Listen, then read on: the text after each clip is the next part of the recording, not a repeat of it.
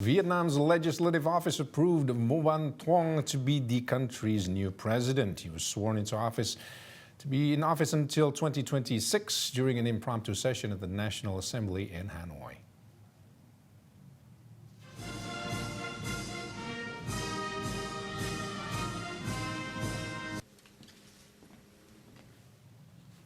Before becoming president, Vo Van Thuong had worked as the head of the Communist Party's Central Propaganda Department since 2016.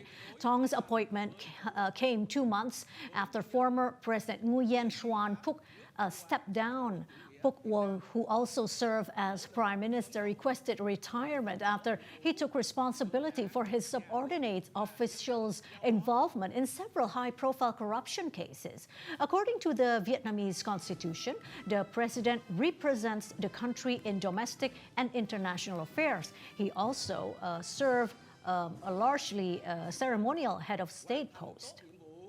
Được Đảng, Nhà nước và nhân dân giao phó.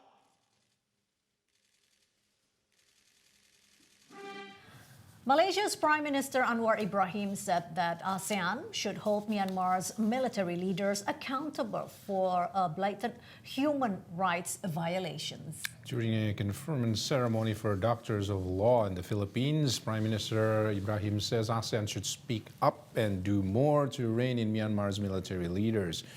He says ASEAN states should not be restrained by their bedrock principles of deciding by consensus and non-interference in each other's domestic affairs when a member is already openly violating ASEAN's ideals. The Prime Minister also says the process should not expel the military-ruled nation from the regional bloc.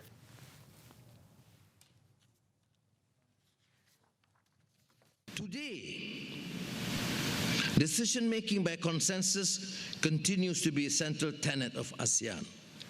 This does not mean, however, that ASEAN should remain silent over developments in member states that affect the wider region, or particularly egregious violations of the ASEAN Charter by its own members.